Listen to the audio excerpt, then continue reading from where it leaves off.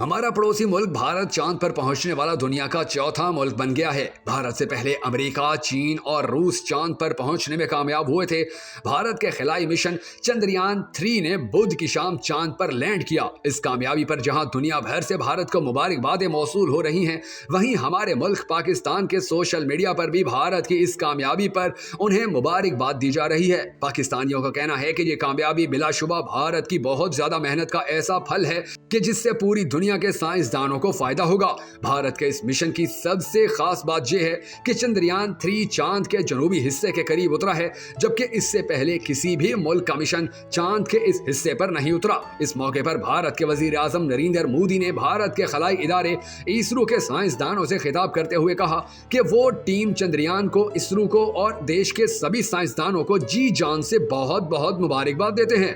انہوں نے کہا کہ بھارت چاند کے اس جنوبی حصے پر پہنچا ہے جہاں آج تک کوئی نہیں پہنچا۔ اب ہماری نئی نسل کے لیے کہاوتیں بدل جائیں گی۔ بھارت میں تو ہم سبھی لوگ زمین کو ماں کہتے ہیں اور چاند کو ماما بلاتے ہیں۔ نریندر مودی نے کہا، ہمارے ہاں کہا جاتا ہے کہ چندا ماما بہت دور کے، لیکن اب ایک دن وہ بھی آئے گا جب بچے کہا کریں گے کہ چندا ماما بس قریب ہیں۔ نریندر مودی نے اس موقع پر سورج پر تحقیق کے لیے آدتیہ L1 مشن اور دیگر خلائی مشنز کے آغاز کا بھی اعلان کیا۔ ORF نامی تھنک ٹینک میں نیوکلیئر اور خلائی مشن کی ماہر راجیشوری نے اس کامیابی پر کہا کہ چندریان مشن انڈیا اور اس کی خلائی تحقیق کی ایجنسی اسرو کے لیے ایک بڑی فتح کی نمائندگی کرتا ہے۔ انڈیا کا خلائی پروگرام کافی حد تک مواصلات اور زمین کا تجربہ کرنے والے مصنوعی سیاروں کے ذریعے اپنے ترقیاتی ایجنڈے کو آگے بڑھانے پر جاری ہے، لیکن اس میں خلائی تحقیق کی کوششیں بھی پوری دنیا کے سامنے ہیں۔ یہ مشن انڈیا کو چین کے مقابلے میں لا کھڑا کرتا ہے۔ اگرچہ انڈین خلائی پروگرام چین کے مقابلے میں بہت چھوٹا ہے، لیکن انڈیا کی کوشش ہے کہ وہ اس دوڑ میں ضرور شامل رہے۔ خلا عظیم طاقتوں کے درمیان مقابلے کا ایک اور میدان بن گیا ہے اور انڈیا ابھرتی ہوئی نئی عالمی خلائی دوڑ میں تیزی سے مغربی طاقتوں کے ساتھ مقابلہ کر رہا ہے۔ اس مشن کی کامیابی سے انڈیا کے دوسرے خلائی مشنز کو بہت طاقت ملے گی، جس میں 2024 میں انسانی خلائی مشن کا آغاز بھی شامل ہے، یعنی بھارت 2024 میں چاند پر اپنے سائنسدانوں کو بھی بھیجے گا۔ یہ مشن اس لحاظ سے بھی اہم ہے کہ اس طرح کے مشن کئی ایسے ممالک کو ایک ساتھ جوڑتے ہیں جو مشترکہ سائنسی مقاصد کے حصول کے لیے تعاون کرتے ہیں۔ انڈیا کے معروف اخبار دی ہندو میں کریا یونیورسٹی سے تعلق رکھنے والے ماہرین ایس شیور کمار اور وکاش پانڈے لکھتے ہیں کہ چندریان کی کامیابی چاند کے قطب جنوبی میں مستقبل کے مشنز میں بین الاقوامی تعاون کی گنجائش پیدا کرتی ہے۔ وہ کہتے ہیں کہ ترقی پذیر ممالک کو اپنے شہریوں کے معیار زندگی کو بہتر بنانے کے لیے اس طرح کے تصورات کی ضرورت ہے، جیسا کہ اگر چند کام گنوائے جائیں تو موسم کی پیش گوئی، سمندری وسائل کی جانچ، جنگلات کے احاطہ کا تخمینہ لگانا، مواصلات اور دفاع کے لیے خلائی ٹیکنالوجیز بھی ضروری ہو گئی ہیں۔ چندریان 3 کا خلائی مشن 14 جولائی کو انڈیا کی جنوبی ریاست آندھرا پردیش سے شروع ہوا تھا اور 40 دن کے طویل سفر کے بعد یہ چاند کے قطب جنوبی پر اترا ہے۔ اس خلائی جہاز نے چاند کے مدار میں داخل ہونے سے پہلے تقریباً 10 دن زمین کے گرد چند چکر لگائے، جس کے بعد یہ پہلے ٹرانس لونر اور پھر 5 اگست کو چاند کے مدار میں داخل ہونے میں کامیاب ہوا تھا۔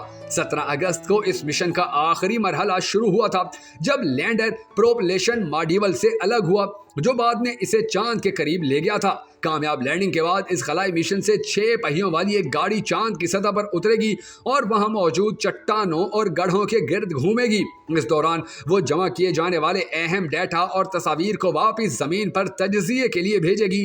چاند کی سطح پر اترنے والی یہ گاڑی ایسے آلات لے کر جا رہی ہے جو چاند کی سطح کی خصوصیات، سطح کے قریب کے ماحول اور سطح کے نیچے کیا ہو رہا ہے جیسے معاملات کا مطالعہ کرنے کے لیے ٹیکٹونک ایکٹیویٹی کے بارے میں معلومات جمع کرے گی۔ چندریان 3 مشن کے بڑے اہداف میں سے ایک پانی سے بننے والی برف کی تلاش ہے۔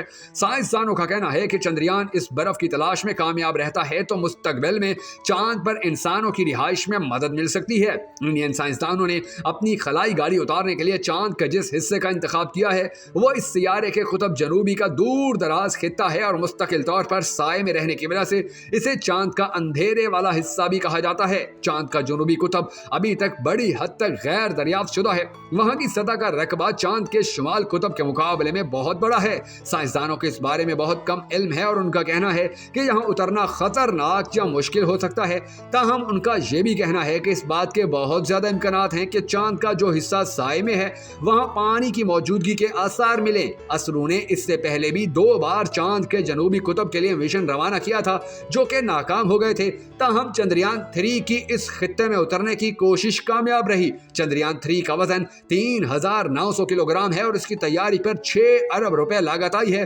चंद्रयान 3 में मौजूद चांद गाड़ी का नाम असरू के बानी विक्रम से मंसूब किया गया है। इस चांद गाड़ी का वजन 1500 किलोग्राम है और इसमें मौजूद प्रज्ञान नामी रोवर 26 किलो का है। प्रज्ञान संस्कृत का लफ्ज है जिसके मानी दानिशमंदी यानी अक्लमंद के हैं। चंद्रयान 3 इंडिया की जानिब से चांद पर तहकीक की गर्ज से भेजा जाने वाला तीसरा खलाई मिशन है और इसके बारे में कहा जा रहा है कि ये इससे पहले भेजे जाने वाले 2 मिशंस के दौरान हासिल होने वाली मालूमात की रोशनी में तैयार किया गया है। ये इंडिया का तीसरा मिशन है जिसे मुल्क के पहले मून मिशन के 15 साल बाद भेजा गया है। अक्टूबर 2008 में चांद की जानिब इंडिया का पहला मिशन चंद्रयान 1 भेजा गया था जिसने चांद की सतह पर पानी के मॉलिक्यूल्स की मौजूदगी को दरियाफ्त किया और ये साबित किया कि चांद की सतह पर दिन के वक्त एक माहौल होता है। इंडिया के पहले चांद मिशन की कामयाबी ने इंडिया की खलाई तहकीक को नई कुव्वत बख्शी और उस वक्त के वजीर आजम मनमोहन सिंह ने उसी जमाने में चंद्रयान 2 मिशन की मंजूरी दी थी। यह मिशन जुलाई 2019 में भेजा गया था जिसमें एक आर्बिटर, चांद गाड़ी और रोवर शामिल था।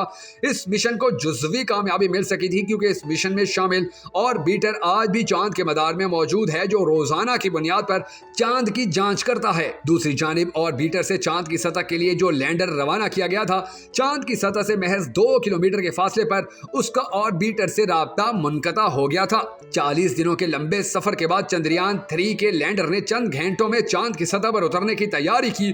क्योंकि लैंडिंग का ये अमल बहुत नाजुक और मुश्किल होता है, इसमें सबसे अहम आखिरी 15 मिनट होते हैं। ये 15 मिनट चंद्रयान 2 की लैंडिंग में भी अहम साबित हुए थे। उस वक्त के असरू के सरबराह ने मिशन की नाकामी को आखिरी 15 मिनट की दहशत करार दिया था।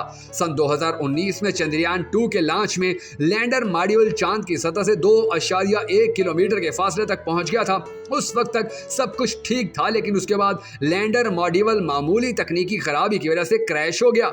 असरू के मौजूदा चेयरमैन एस सोमनाथ ने कहा है कि चंद्रयान 3 लैंडर मॉड्यूल के साथ इस तरह के हादसे को रोकने के लिए तमाम इंतजाम किए गए हैं और अगर हिसाब में मामूली सी भी गलती हो जाए तो भी साइंसदानों ने चंद्रयान 3 लैंडर को सतह पर उतारने के लिए एहतियाती तदाबीर अख्तियार की हैं। जमीन पर किसी हवाई जहाज या चीज के उतरने का मंजर याद रखें। तैयारा ऊंचाई से आस्ता आस्ता आगे और नीचे की तरफ आता है और रनवे पर उतरता है। स्काई डाइवर जो हवाई जहाज से छलांग लगाते हैं, पैराशूट की मदद से बाहिफाजत जमीन पर उतरते हैं। ये दोनों अमल जमीन पर तो मुमकिन है लेकिन चांद पर मुमकिन नहीं, क्योंकि चांद पर कोई हवा नहीं है। इसलिए लैंडर को हवा में उड़ाकर नहीं बल्कि सिर्फ पैराशूट की मदद से लैंड कराना मुमकिन है। इसके लिए चंद्रयान 3 के लैंडर में रॉकेट नस्ब किए गए थे। उनको इग्नाइट करने के बाद लैंडर की रफ्तार कंट्रोल करके साइंसदान सुस्त रफ्तारी के साथ सॉफ्ट लैंडिंग की कोशिश करते हैं। लाखों मील दूर मंगलयान को भी जमीन पर मौजूद वसी खलाई नेटवर्क से जुड़े साइंसदानों के हाथों कंट्रोल किया जाता है। चंद्रयान 3 के लॉन्च से लेकर चांद की सतह पर उतरने तक असरू के साइंसदान बूस्टर जलाकर इसकी सिमत और रफ्तार को कंट्रोल करते रहे, लेकिन लैंडिंग के दौरान इसे इस तरह कंट्रोल नहीं किया जा सकता। इसलिए इसमें खुद ब खुद उतरने का प्रोग्राम नस्ब है। चंद्रयान 2 में भी ऐसा ही निजाम नस्ब किया गया था, लेकिन वो नाकाम हो गया था और ये कामयाब हो गया है।